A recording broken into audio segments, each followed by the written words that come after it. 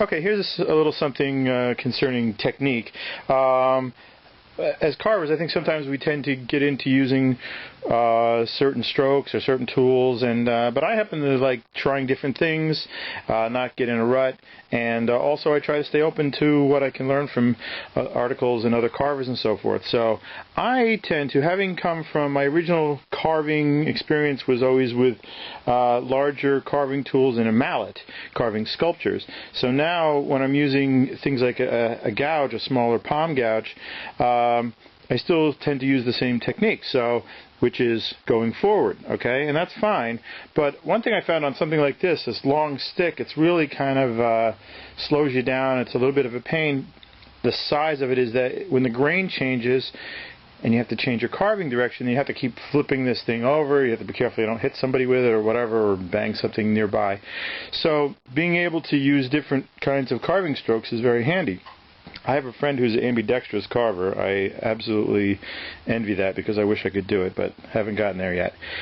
Anyway, I ran into a carver the other day, and he said he does almost always uses the technique of holding his tool like this and carving toward him like this. And I've never done that, and I just started doing it. It's great. It's very easy to control the tool, and it works really well. Now, on this carving, as I say, I want to have to keep flipping it end for end. So in this area, I can't always go that way, and plus the grain's kind of changing with this in this area.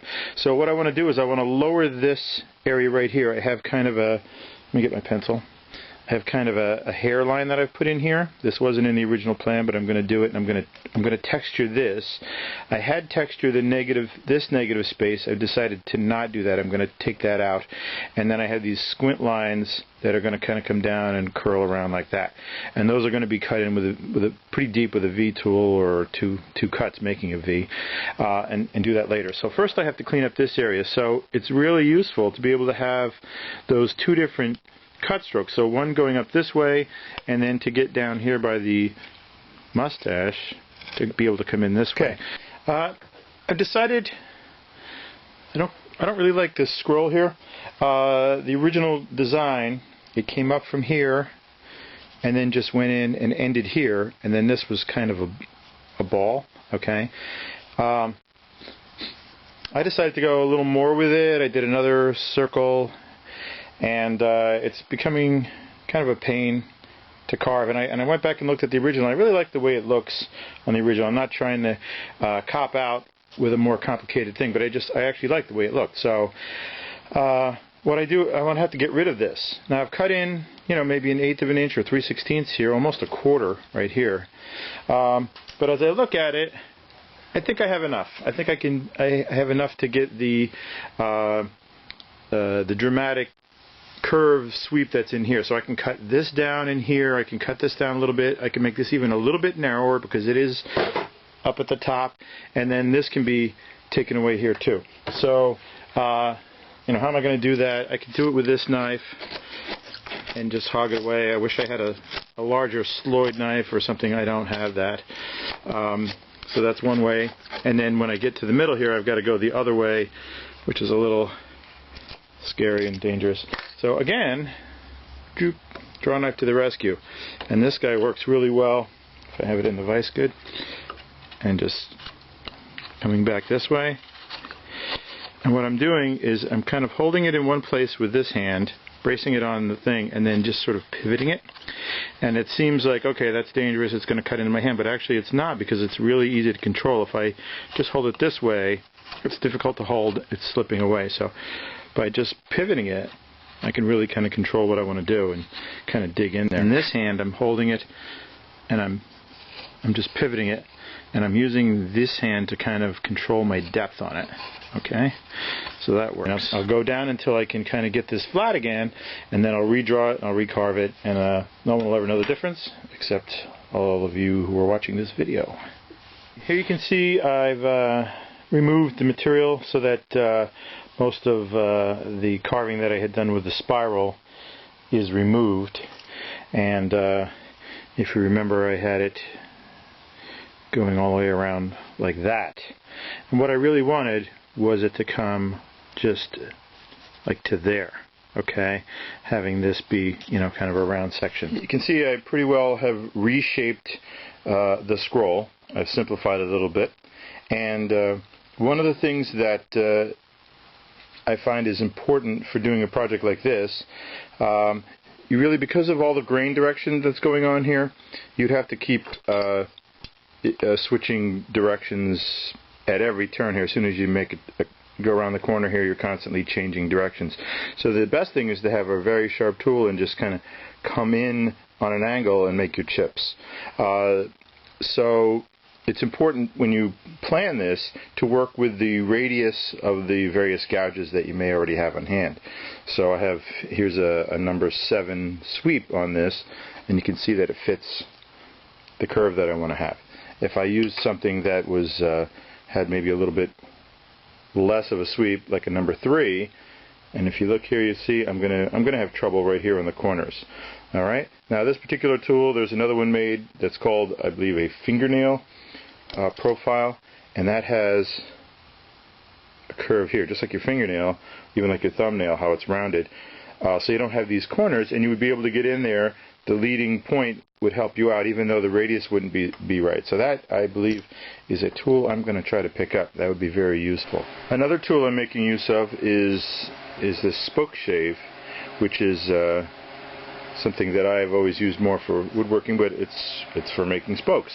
So it's meant for making a round thing. But the difference between this and this tool is that this draw knife, you have to completely control the angle and the amount of pressure and the direction that you're carving, so that you control the amount of wood that you take off, although that particular tool is designed to take off a lot at one time.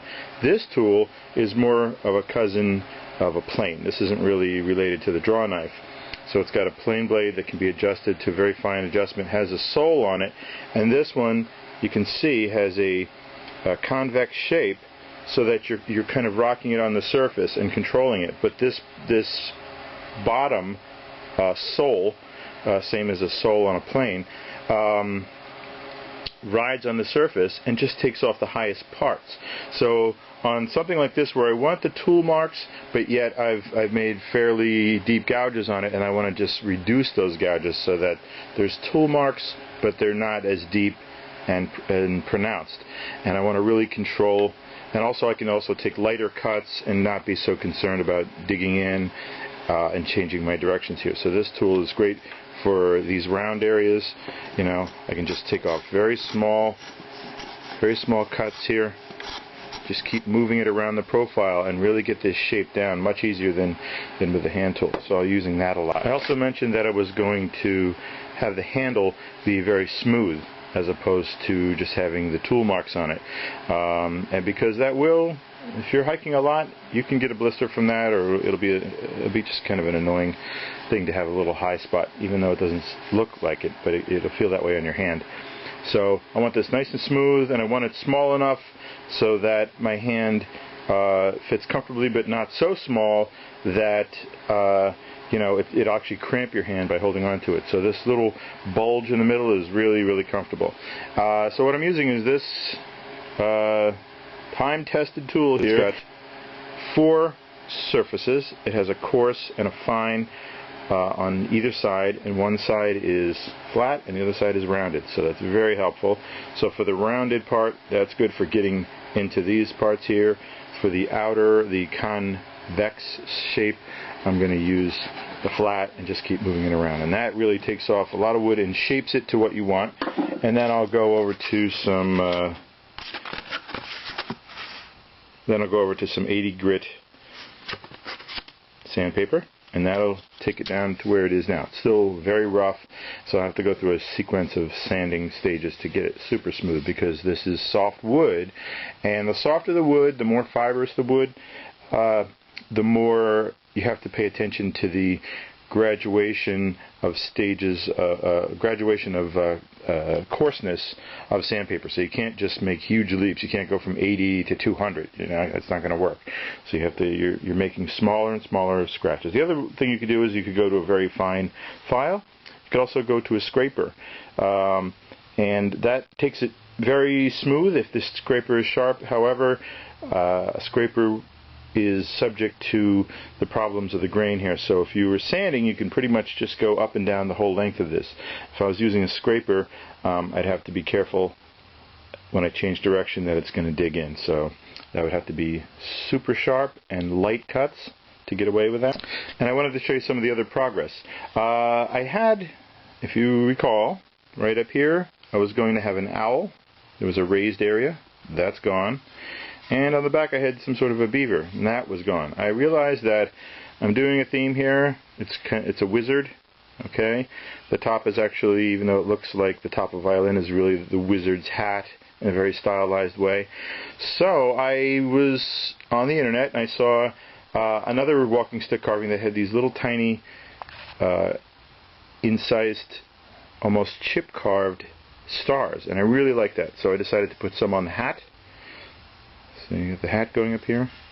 Okay, and I'm staying with this theme of the snake type of a curve, this S curve. So I'm following that with my stars. And then I decided to put some below the mustache, behind the beard, coming around. And then I also have some below the handle. And these I've completed, a number of them. And it's simple. It's really just some chip carving that I'm doing, and I'm actually using, I did a couple of them with a chip carving knife. Where is it? This guy right here. But I'm just using this guy right here.